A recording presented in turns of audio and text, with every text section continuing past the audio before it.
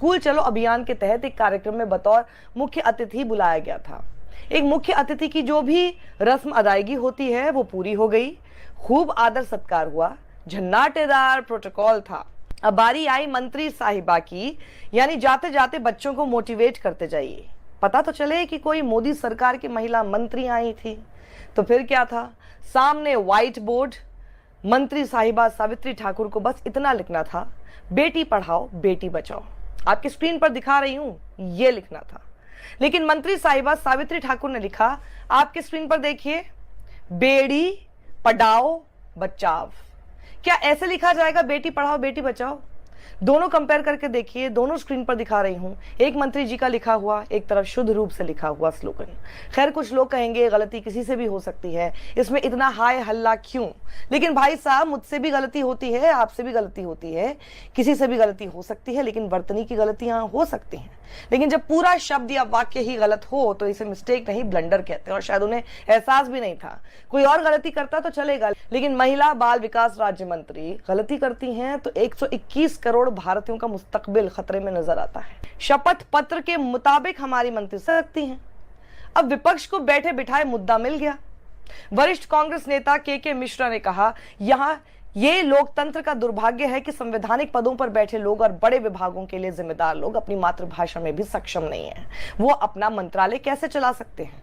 प्रियंका चतुर्वेदी ने लिखा, मुझे उम्मीद है कि वो इन शब्दों का महत्व समझती होंगी, भले ही गलत तरीके से लिखे गए हों।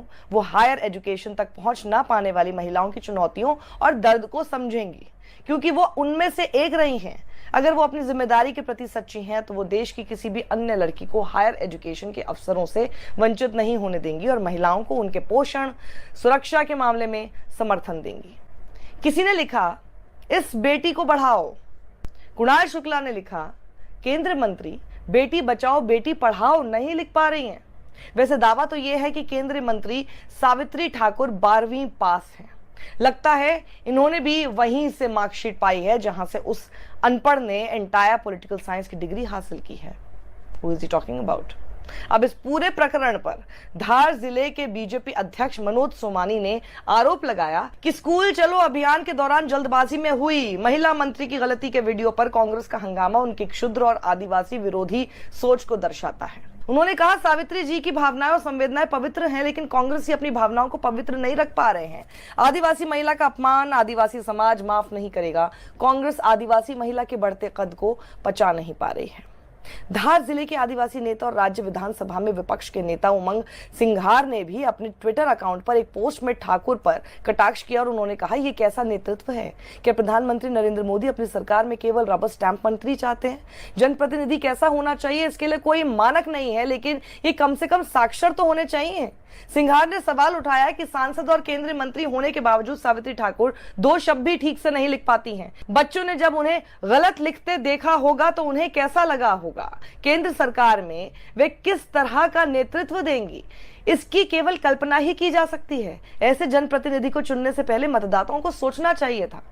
पहली बात, मनोज सोमानी जिस नेता ने यह सफाई दी उसे समझना चाहिए इसमें आदिवासी समाज कहां से आ गया, किसका अपमान? ये केवल नॉलेज शिक्षा से जुड़ा हुआ मसला है। मैं अंत में कहना चाहती हूँ, स्पष्ट कर देना चाहती हूँ, उसमें किसी का मजाक उड़ाने वाली बात नहीं है, लेकिन बस सवाल ये उठा रही हूं कि जब ये बात उन तमाम छोटे बच्चों तक पहुंची होगी तो उन्होंने अपनी मंत्री के प्रति क्या धारणा बनाई होगी।